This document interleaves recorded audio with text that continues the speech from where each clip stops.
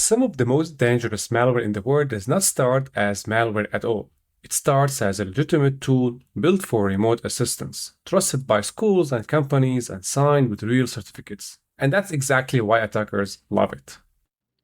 NetSupport Manager, a perfectly harmless remote administration tool, has been quietly repurposed into one of the most stealthy remote access Trojans circulating today.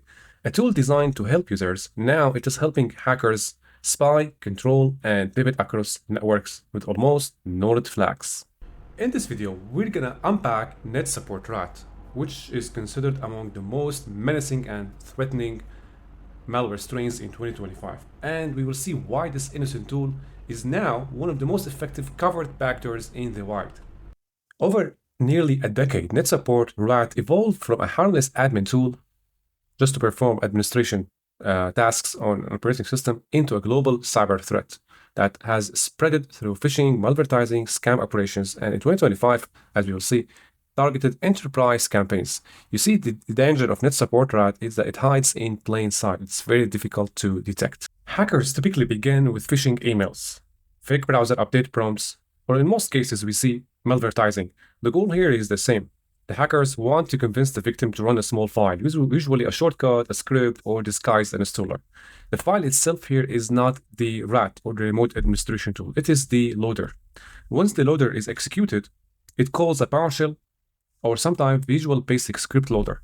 Now here, once the script is called, it performs a couple of tasks, usually silent tasks. It reaches out to a remote server, downloads a compressed payload or second stage payload, as we call it sometimes, and unpacks the payload inside user writable folders like UpData or local. All happens without a single alert on the screen. The payload here that was downloaded is the legitimate NetSupport Manager client. However, it is modified with hacker-controlled configuration files so that it serves the purposes of the hacker or the interests of the hackers. So basically here, the installation hides inside obscure directories, often with random names, and also it runs scheduled tasks, hides inside startup folders, or stores itself in registry keys such as run keys to gain persistence. After persistence is gained, we get to see the command and control stage where the payload starts communicating with the attacker's controlled C2 servers. Now here's the catch. Because it uses legitimate remote support protocol and outbound connections, it's very difficult to spot. It blends in easily, in other words, especially in an environment without strict egress or outbound control. And the last stage is post-exploitation. Here, the attacker starts to harvest credentials, steal information, may also install keyloggers to gain further access and to establish a surveillance activity. So that's the full attack chain of the NetSupport Manager, from a simple lure to complete remote control. Now let's talk about the timeline of NetSupport RAT, how it started as a legit tool and how it became a global threat. So in 2016, or between 2016 and 2018, NetSupport Manager initially gains traction as a remote administration tool. Just merely a tool used by schools, corporate help desk, and managed IT services for Windows or for system administration. It was trusted and widely deployed. However, this basically and unknowingly sets the stage or the foundation for its total abuse. In 2019, security analysts or SOC analysts began noticing something strange. Hackers were bundling or merging the legitimate NetSupport Manager client program with malicious scripts. They did not modify the binary itself or the application itself. They just modified the configuration, or in some cases, they bundled the client or the tool with malicious scripts. This made early detections extremely difficult, as you see, because the files were technically clean. In 2020, or between 2020 and 2021, large-scale phishing groups start using NetSupport RAT in their campaigns. In 2022, hackers push NetSupport RAT using a method called malvertising, which is basically fake ads that redirect users to fraudulent update pages. In 2023, here we witness the integration into large-scale scam operations. Tech support call centers deploy the RAT to monitor victims in real time and steal online banking credentials. In 2024, we witnessed the widespread use in credential harvesting and info stealer campaigns. An example scenario is, you see user clicks a malicious ad, a script deploys NetSupport RAT, the RAT downloads an information stealer, and then the credentials are stolen. And this year, in 2025, we witnessed multi-stage attacks targeting a lot of enterprises. All right, now I'm going to switch to ANY.RUN for full analysis of the NetSupport RAT sample. Remember that if your SOC team wants to move faster during incident response, instead of evolving threats and analyze suspicious files without the usual bottlenecks, you may give ANY.RUN a look. It's one of those tools you can try in minutes and immediately feel the difference in clarity and speed during malware investigations. All you have to do is just to click on the sign up or sign in from here. If you don't have an account, of course, you can sign up, fill your name, business email, and other required details, and then start analyzing malware samples instantly. All right, so now we're gonna upload the sample by clicking on upload, selecting the sample, and from here, start object is gonna be from desktop for easy access, command line presets. There are no command line presets to run. The executor will run on its own. I'm gonna put the duration to the maximum to ensure full time for the analysis, sufficient time. And as for the network, I'm gonna keep the settings as is. For the operating system, I'm gonna choose for Windows, it's the most popular OS right now. And here we're gonna keep the list of pre-installed apps as is, okay? Again, if you need to upload a program from your own environment for testing, you can upload it from here. For example, me, I uploaded GeForce now. This is not a sample, right? To make the VM more realistic, you may need to consider uploading like programs, executables, documents, so that the sample, if it has any anti-VM tactics implemented, it won't execute them. It will consider the VM as a safe, legit environment. Okay, so for me, I'm gonna remove this for now. I don't need it. And I'm gonna run the public analysis.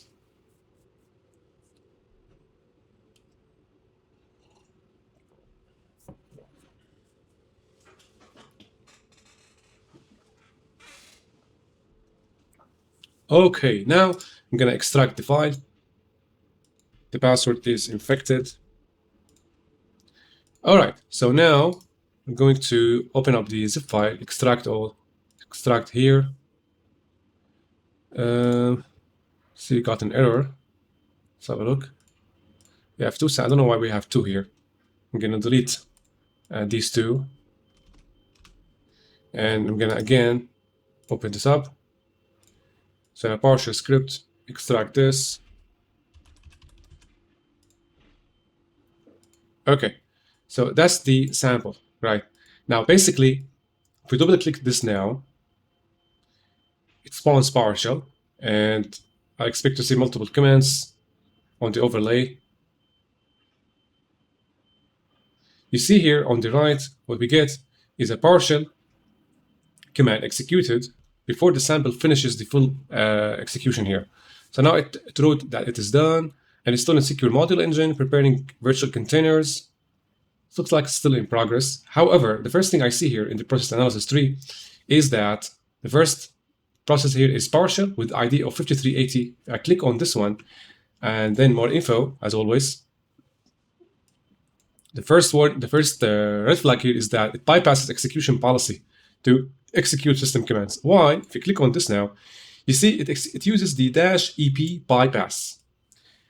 And as with other or previous analysis sessions we did with ANY.RUN, we saw that whenever an executable or PowerShell script bypasses or uses the -EP bypass in its command, it means that this is a huge red flag. We're dealing with either malware, or in general, we're dealing with a malware here. The next thing we want to check is to see what were executed as part of this PowerShell, right? So we check out the warnings. We have in total 7 warnings. The first one writes data into a file. So this means that we have a couple of dropped files that were stored in the victim system as part or because of the execution of the PowerShell command. Now here we have drop NetSupport executable file. A couple of ones that we note here is this one and this one. As you can see, they are mapped to the MITRE tactic and techniques. For example, the remote desktop software is mapped to this one, and the start CMD for commands execution is mapped to Windows command shell tactic.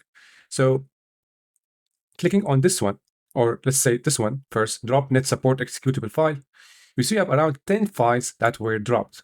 Among them are DLL files. You can navigate the dropped files by clicking on the arrows here. For every file, we have the hash checksums, and we can see there is one file, audio capture. This is clearly a sign of information stealer as well.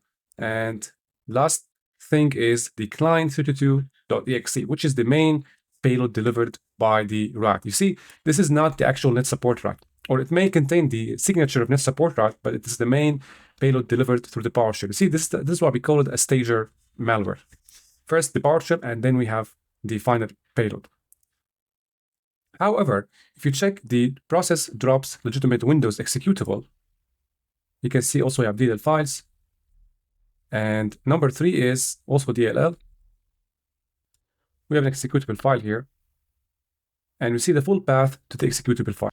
So now we have 2 executable files that we have to go through. This one, KLFA, located the documents. And do not forget that we also discovered another dropped executable. It was client32. So moving through this, we have also executable content was dropped or overwritten. Let's have a look. Now, probably these are the same files we discovered earlier, the DLL files and the executable files. And we get to see the full path of the executable file, the client32. Moving through the list, we see also the same executable we saw earlier, KLFA.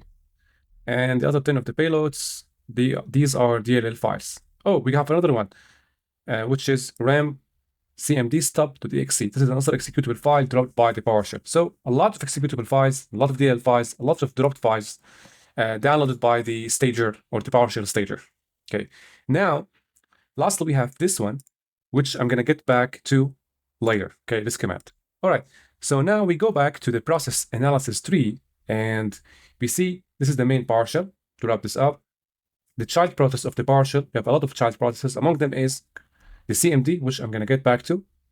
And you see after CMD was executed, we have another executable file for files.exe, which after it was executed, we saw CMD and we saw Explorer executing client32. So most likely client32 is the main payload here. And then right after that, we see another process being spawned, Explorer, that executes client32. Now, if we click on client32, since it is shown as the main malicious payload, and we click on more info, you see, guys, ANY.RUN shows you the metadata of the file. To highlight, we can see that the company shows NetSupport. The description, NetSupport client application. This proves that the method used here is binding a payload into the original executable so that the original executable looks benign and harmless. Now, here's an important question or observation. Why the main PowerShell executable process looks in a different thread than the main payload, which is a client32, given that we know that PowerShell, after executed, it has downloaded and dropped the main payload, client32, right? So why did it appear in different process threads, as they are actually different or separate? And actually, this is intended and on purpose. And to find the reason, let's go back to the main process, PowerShell. Click on more info. And now I'm going to analyze the last command executed by the PowerShell. So we saw earlier that PowerShell has downloaded and dropped the executables in specific locations, right? Next, it used CMD to execute this command. So this command used a legitimate Windows binary called for files. For files is used to search for a specific pattern and execute command on them. In our case here, for files, which is again a legitimate Windows binary, used to search Windows System32 for the name or for the file calculator. Given that calculator is also a legitimate Windows executable that's definitely found in every Windows installation, which means that when this command executed, it's going to return true. So once for files finds calculator, okay, it's going to execute another command, and it is shown here by /c, okay, cmd/c start, and what we start here is the Windows Explorer, which in turn executes the payload. That's why client32 appears as a child process of Explorer, not PowerShell. Because PowerShell, honestly, it is not used to execute the main payload. It is just used as a stager. Okay, as explained earlier, NetRat used this method to stage the execution chain. So PowerShell was used first to download the files, the payloads, and use them as stagers, and then use CMD to let Explorer execute the client32, which makes it actually looks like the user has executed the payload, not the PowerShell, the main PowerShell payload. Having arrived to the conclusion that this is the main payload, now let's go over this. So clicking on more info again, And now we see the classifications of the actions: danger 4, warning 5, other 3. Okay. So you see, guys, we have Yara and Suricata were used to flag multiple actions by this sample. Among them, as we see, there is functionality for taking screenshot. There is functionality for communication over UDP. And Suricata has flagged this as NetSupport RAT. So it's important to note that ANY.RUN uses multiple detection engines, such as Suricata and Yara, to flag samples. And that saves SOC teams time, actually, to run these samples against these detection engines. You have all of them in one place. So if you click on this one, it points to the main payload, and it shows that there are multiple instances where Suricata has flagged this as a NetSupport RAT. You see also the mutex. The mutex is the unique fingerprint that distinguishes the malware sample from other strains. This was also flagged by Suricata, and it's also flagged as connecting to command and control server. You see that this is the destination IP, and that's the source IP, which is the VM. That's the destination IP. Now, to study the network activity in depth, you can click on the HTTP requests, and you can find out all the requests that were made from the VM. Of particular interest, we want to see the connections made by client 2. So here you can scroll down, and you see client 2 has made multiple connections to, or multiple HTTP requests to a URL, to this URL, to retrieve a file named fake URL. These IPs originate from Russia, and also we can click on connections and search for the executable payload client 32. You see here it is making connection to the same IP address, but this time to a different domain name, basketballast.com. And also it makes another connection to another IP that points to geo.netsupportsoftware.com.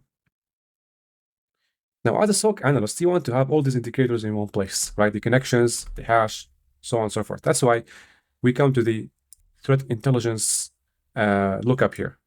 So from here, we can search using the indicators of compromise, such as the IP, the URL, the domain, or hash. If we get back to the analysis here and we click on the IOC, we see a list of all the indicators of compromise. Now, we're going to have a look at first the domain name that was contacted by the main NetSupport RAT. So we're going to look up the domain here and see what do we get.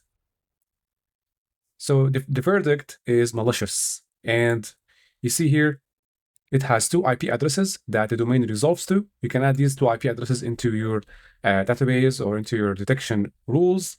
And we see around 15 analysis sessions. So anyone here lists all the analysis sessions that detected the domain or flagged the domain as malicious.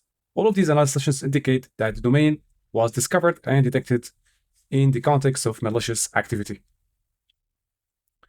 Another way is you search with the IP address. So if you retrieve the IP address here and we look it up, okay, so immediately the verdict shows malicious, okay? And that aligns with our analysis of the NetSupport RAT. And we see that we have around 6 domain names associated with the IP address. That's also a red flag here, because usually, unless it is a hosting workstation or a server with a lot of websites, it has no reason to resolve into multiple domain names. Among them is Foundation, ASD, Atmosphere, AST, and a couple other domains. This one shows that it's malicious. We can also pivot to this domain later. 1 IP, 2 URLs. Among them is the URL we have checked that the payload sends a request to retrieve a file named fake URL. And also we have another URL here, lastmychancetos.com. Events, 53 events. 53 events were triggered. It means that this IP address was contacted or received request 53 times. Among all the events, we see that this IP was listed as a destination IP address. Okay, network threats. We see classification of the network activity. All of the network threats, I think 3 of them are marked as network Trojan detected. And because you see the payload that is sending the request to the IP address is the payload that was marked as NetSupport RAT. Also, there is one instance where it is marked as potentially bad traffic. And the reason is because it contacted or it sent a request through port 443 to retrieve the fake URL, but nothing was retrieved because the file doesn't exist on the server anymore. However, it highlighted that this is a bad traffic because it points to a malicious domain. Synchronizations. So here we see around 213 synchronizations where it was spotted by various executable names. We see this one, client layer 2, we have analyzed. We also see Chrome. And why we see Chrome? Because remember that this IP address resolves into a domain name that was used to retrieve file named fake URL.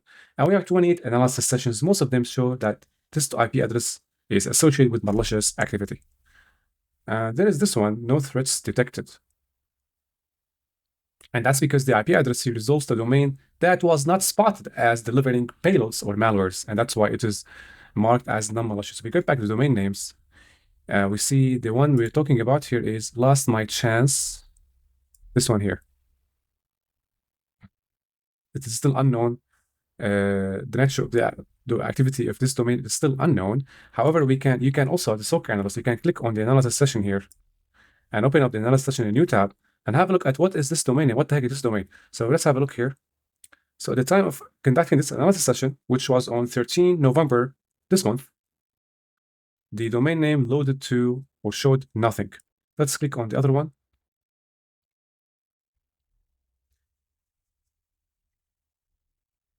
Domain doesn't work. That's why the nature of the domain is not fully known. And given there is no history or past activity on it, hence the status shows unknown. I'm also curious to find out more about this domain. This domain didn't show up in our analysis session here. Okay. As a SOC analyst, you want to analyze all the domain names that resolve into the malicious IP you have discovered. So let's have a look at the analysis sessions here, or click on this domain, copy this, and search.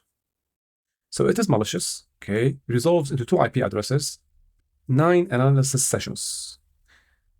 If you don't want to click on the analysis session, you want just to see the verdict of or what is the association of this domain, you can see the tags. All the tags show that it is associated with NetSupport RAT. You see NetSupport. Also click fix. Yeah, so all of them are NetSupport RAT, and these analysis sessions were conducted at various periods. You see October. Most of them are in October. Okay. One thing though is back with the IOCs. So we've analyzed this domain, the IP, and all right. So one thing I want to get back to is the connections tab. In the connections, we spotted 2 connections. First one is to the basketball domain, which we analyzed and we saw it is malicious. Now this one, geo.netsupport software.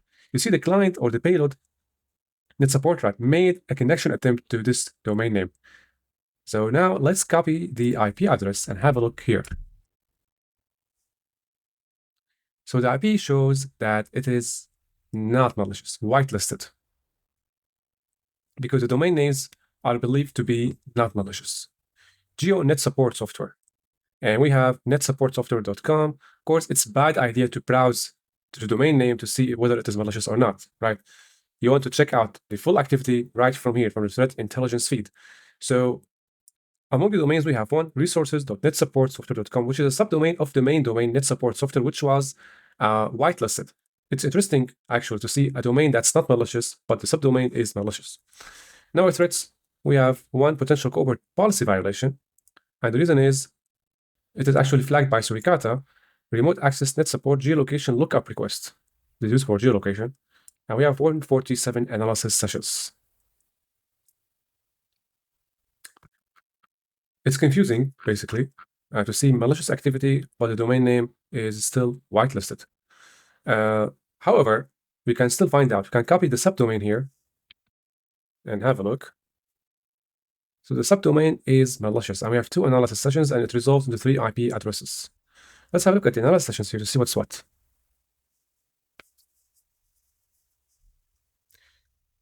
Okay. It's important first to note the date. It was conducted in 23 September 2025, so 2 months ago. The page shows forbidden. Doesn't work. However, if we check out the process that spawned the connection, it is Microsoft Edge. And nothing further happened, no payload dropped, no activity further. Okay, back here.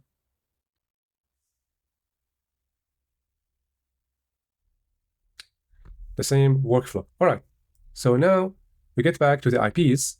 We see 3 IP addresses. So might be one of these IPs that is causing the classification of this domain to be malicious.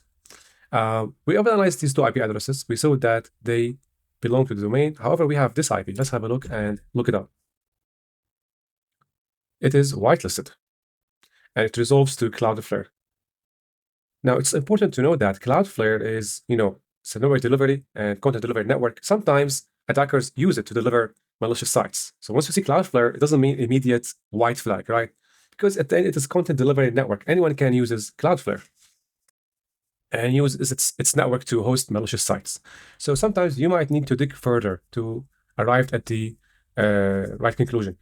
In the synchronizations here, we see, or the analysis, we see a lot of malicious activity associated with this IP address. And maybe that's why the domain name, the original domain name, or the original subdomain we saw earlier, resources.netsupport was flagged as malicious. Sometimes you're going to have to dig further to find out why. So let's get back to the foundation here, not this one, the IP address. So now we understand why this domain is malicious. These were flagged as as not malicious, white flag. Point to Cloudflare again. Have a look at maybe the main domain name, NetSupport software. These are the subdomains connected to the domain, and it is hosted in Cloudflare. And now we discover another malicious domain, static.netsupport, and it resolves to a lot of IP addresses. Some of them are good, some of them are evil. And we see here the events where executables made contact to this domain name. Among them, we see NetSupport RAT. Sometimes executables or payloads make these connections just to probe the defenses of the machine, not necessarily to deliver or to retrieve some payload from here. And we see another executable that we haven't analyzed. It is itapu.exe. Let's have a look at this executable. It is malicious, and it is flagged as NetSupport client. Okay, so now we know the full behavior of the NetSupport RAT. It makes connections to potentially non-malicious domains, and then it makes connections to the C2 servers to execute system commands and to download further payloads. So that was the full analysis of this NetSupport RAT. Make sure to check out the description of this video for all the relevant links, and DM me or comment on this video if you have any questions.